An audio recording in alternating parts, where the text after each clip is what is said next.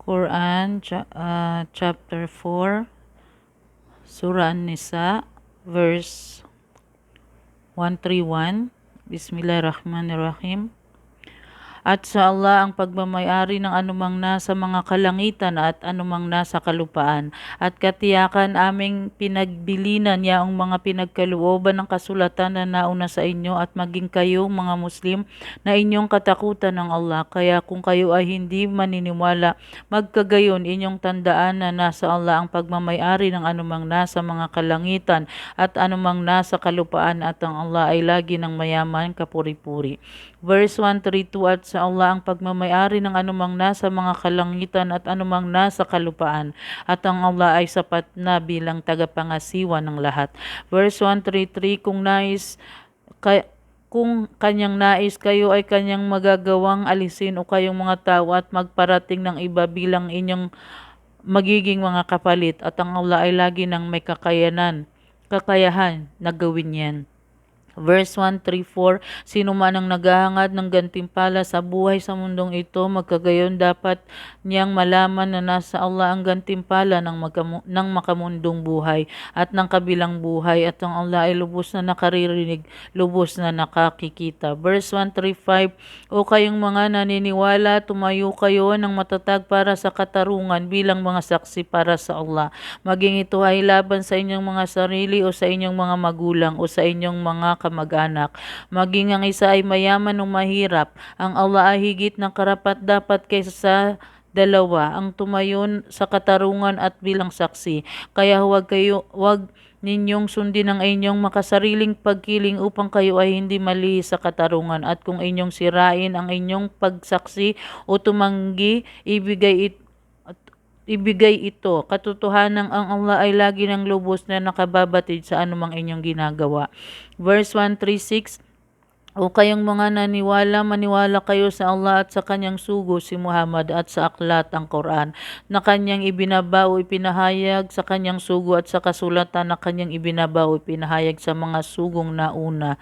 At sino mang hindi maniwala sa Allah, sa kanyang mga anghel, sa kanyang aklat, sa kanyang mga sugo at sa huling araw, magkagayon katiyakan siya ay napaligaw ng napakalayong pagkaligaw.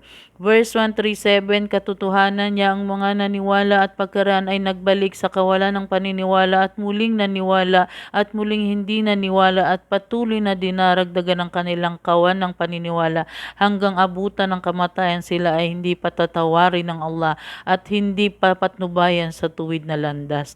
Verse 138, magbigay ng balita sa mga mapagkunwari, para sa kanila ay isang napakasakit na parusa. Verse 139, niya ang nagturing sa mga di naniniwala bilang kaibigan sa halip na ang kapwa naniniwala, sila ba ay naghahangad ng karangalan sa kanila sa pamagitan ng lakas, ngunit katotohanan na sa Allah ang lahat ng karangalan. Verse 140, at katiyakan ito ay naipahayag na sa inyo sa aklat ang Quran, na kapag inyong maririnig ang mga aya o kapahayagan ng Allah na binigkas at ito ay itinakwil at kinutya, huwag kayong makiupo o makisalamuha sa kanila hanggang sila ay pumasok sa naiibang pag-uusap. Kung kayo ay mananatiling kasama nila, katiyakan kayo ay matutulad sa kanila. Katotohanan, titipunin ng Allah ang mga mapagkunwari at mga di naniniwala sa impyerno na magkakasama lahat. Verse 141, yaong mga mapagkunwaring naghihintay at nagmamasid sa inyo, kung kayo ay nagtamo ng tagumpay mula sa Allah, sila ay nagsasabi, hindi ba't kami ay inyong mga kasama? Ngunit kung nagtamo ng tagumpay ang mga naniniwala, sila ay nagsasabi sa kanila, hindi ba't kami ay nakahihigit sa inyo at kami ang nagtanggol sa inyo laban sa mga naniniwala? Ang Allah ay magpapasya sa inyong pagitan sa araw ng pagkabuhay na muli, at kailanman ay hindi magbibigay ang Allah ng daan para magtagumpay ang mga di naniniwala laban sa mga naniniwala.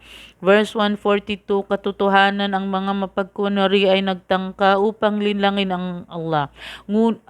Ngunit siya ang lilinlangin sa kanila, at kapag sila ay tumatayo para sa pagdarasal, sila ay tumatayo ng may katamaran.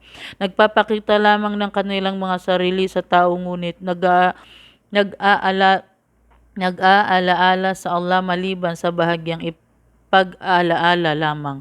Verse 143, sila ay palipat-lipat sa pagitan niya ng paniniwala at di paniniwala. Sila ay hindi nabibilang sa mga ito, sa mga naniniwala at hindi sa mga ito sa mga naniniwala. At sino mang hinayaang maligaw ng Allah, kailanman ay wala kang matatagpo ang daan para sa kanya sa Islam. Verse 144, o kayong mga naniniwala, huwag ninyong ituring bilang wali o tagapangalaga o kaibigan ang mga di naniniwala. Sa halip na ang mga kapwa naniniwala, nais ba ninyong magbigay ng malinaw na batayan sa Allah laban sa inyong mga sarili? Verse 145, katotohanan ang mga mapagkunwari ay nasa kailaliman ng apoy at kailanman ay wala nang matatagpuang makatutulong para sa kanila. Verse 146, maliban niya ang mga nagsisi at itinuwid ang mga maling asal at nanalig sa Allah at naging matapat sa kanilang relihiyon para sa Allah. Sila yaong ang mga makakasama ng mga naniniwala at ipagkakaloob ng Allah sa mga naniniwala ang isang dakilang gantimpala, ang paraiso. Verse 147, ano ang maaaring gawin ng Allah o ano ang kanyang magiging kapakinabangan mula sa inyong mga parusa kung kayo ay mapagpapasalamat at kayo ay naniniwala sa kanyang kaisahan? At ang Allah ay lagi nang handang kumilala o magpahalaga sa mga mabubuting gawa, maalam. Verse 148, hindi minamahal ng Allah ang hayagang pagsasabi ng kasamaan maliban sa sino mang ginawa ng kamalian o ng di makatarungan, at ang Allah ay lagi nang nakaririnig, maalam. Verse 149, kung inyong ihayag man ang isang kabutihan o ito ay inyong ilihim o ipagpaumanhin ang isang kasamaan, katotohanan ang Allah ay lagi nang mapagpaumanhin, may ganap na kakayahan. Verse 150, katotohanan niya ang mga di naniniwala sa Allah at sa kanyang mga sugo at naghahangad na magbigay ng pagtangi o kaibahan sa pagitan ng Allah at ng kanyang mga sugo, at nagsasabing kami ay naniniwala sa ilan sa mga sugo at kami ay hindi naniniwala sa iba sa kanila, at sila ay naghahangad na kumuha ng iba pang landas sa pagitan niyan. Verse 151, sila yaong sa katotohanan ay mga di naniniwala at aming inihanda para sa mga di naniniwala ang isang nakahihiyang parusa.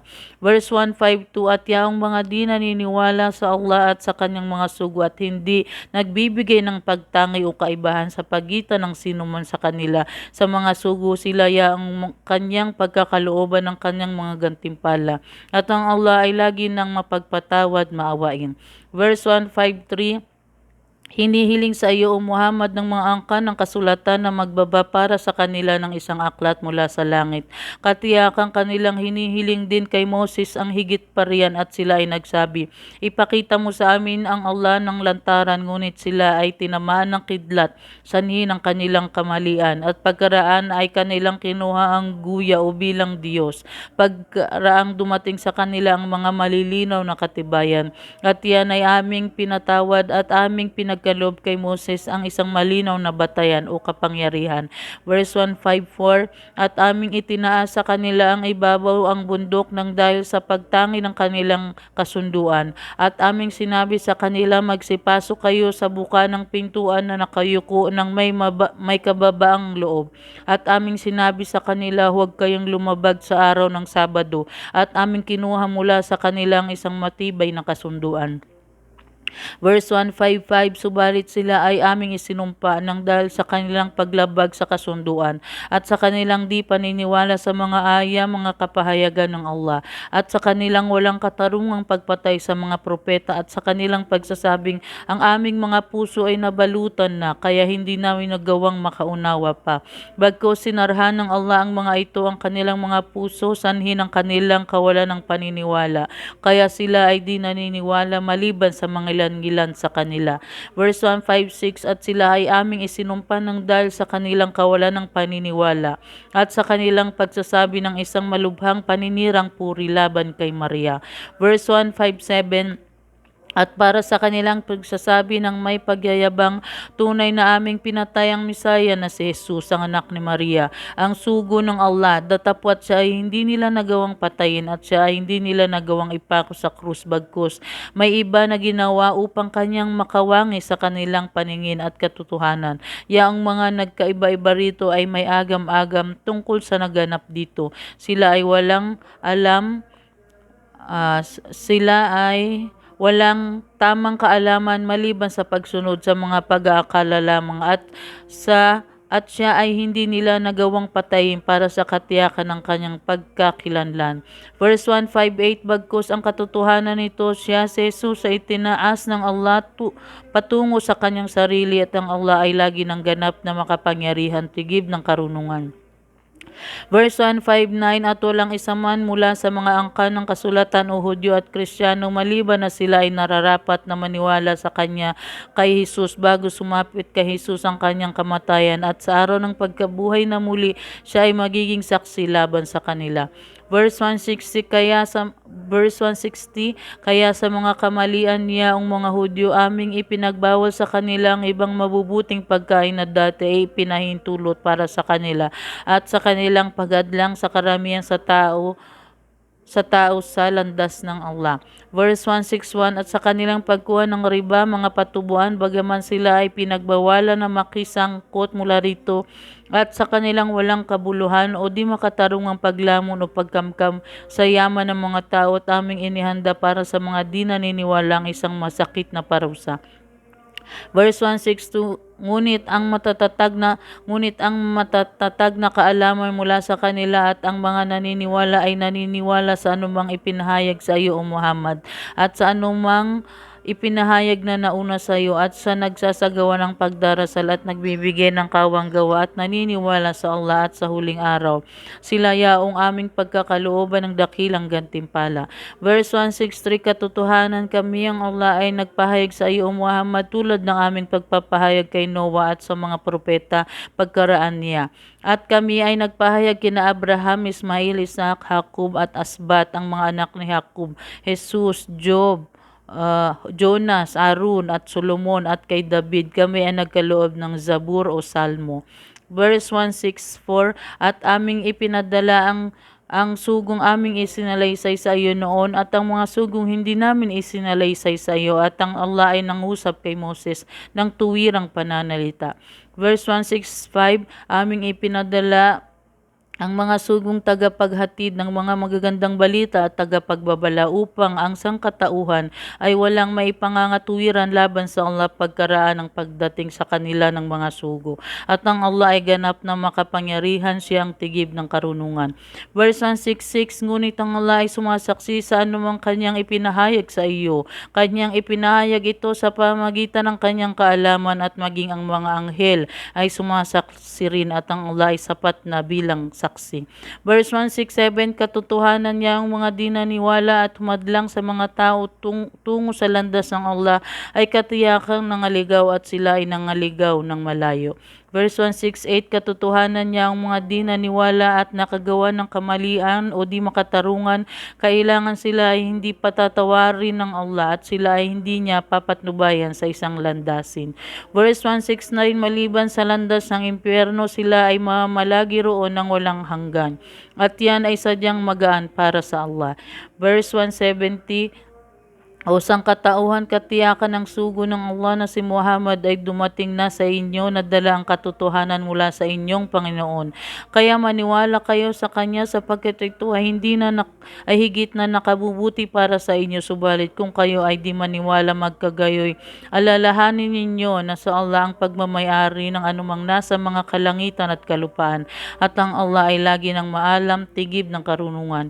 Verse 171, o angkan ng kasulatan, huwag kayong gumawa ng kalabisan sa inyong relihiyon o magsabi ng anumang tungkol sa Allah maliban ng katotohanan. Ang Mesaya na si Jesus, anak ni Maria, isang sugo ng Allah at kanyang salita na kanyang iginawad kay Maria at isang kaluluwa na nilikha sa pag-uutos mula sa kanya. Kaya maniwala kayo sa Allah at sa kanyang mga sugo, huwag kayong magsabing tatlo. Magtigil kayo, ito ay higit na makabubuti para sa inyo. Katotohanan ng Allah ay tanging isang Diyos. Luwalhati sa Kanya, siya ay kataas-taasan, sadyang malayo sa pagkakaroon ng anak na lalaki. Sa Kanya ang pagmamayari ng anumang nasa mga kalangitan at anumang nasa kalupaan. At ang Allah ay sapat na bilang tagapangasiwa para sa lahat ng mga pangyayari. Verse 172, kailanman ay hindi magagawang hamakin o di pahalagahan ng Mesiyas ang pagiging isang alipin ng Allah at maging ang mga anghel na malalapit sa Allah at sino mang humamak o di nagpahalaga ng pagsamba sa Kanya at siya ay mapagmalaki, sila ay Kanyang titipuning lahat ng Kanyang sarili. Verse 173, kaya yaong mga naniwala sa Allah at gumawa ng mga gawaing matuwid, Kanyang ipagkakalob sa kanila ang lubos na gantimpala at sila ay daragdagan pa mula sa Kanyang biyaya. Ngunit yaong mga humamak, di nagpahalaga sa Kanya at naging mapagmalaki, sila ay Kanyang parurusahan ng mahapding parusa. At bukod sa Allah, sila ay walang ibang matatagpuan para sa kanila ng wali, tagapangalaga at ng makatutulong. Verse 174, o sangkatauhan katiyakan dumating na sa inyo ang isang patunay na si Muhammad bilang sugo mula sa inyong Panginoon at aming ibinabao ipinahayag para sa inyo ang isang hayag na liwanag, ang Quran.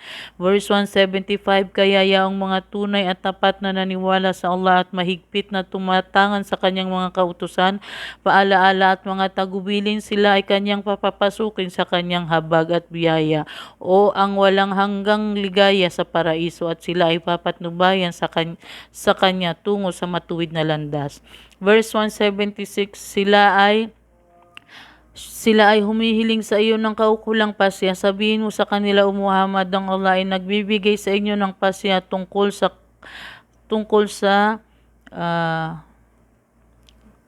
tungkol sa Allah bilang mga tagapagmana. Kung ang isang lalaki ay namatay na walang naiwang anak, subalit may naiwang kapatid na babae sa kanya, sa kapatid na babae, ang kalahati ng naiwang pamana at kanyang mamanahin ng kapatid na lalaki, ang lahat kung ang at kanyang verse 176, sila ay humihiling sa iyo ng kaukulang pasya. Sabihin mo sa kanila, O Muhammad, ang Allah ay nagbibigay sa inyo ng pasya tungkol sa ah, ka, tungkol sa kalala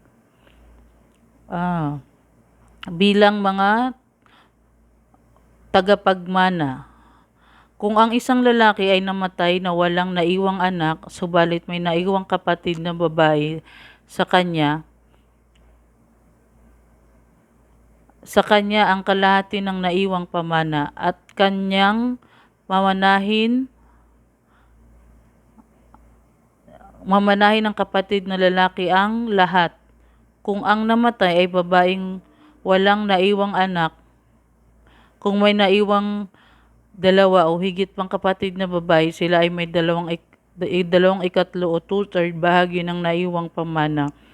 At kung ang magkapatid ay lalaki at babae, ang lalaki ay may bahaging katumbas ng pamanas sa dalawang babae. Ginagawang malinaw ng Allah ang kanyang mga batas alituntunin sa inyo upang kayo ay hindi mapaligaw at ang Allah ay maalam ng lahat ng bagay. Alhamdulillah. So, two-third. Dalawang babae equals to isang babae ay lalaki.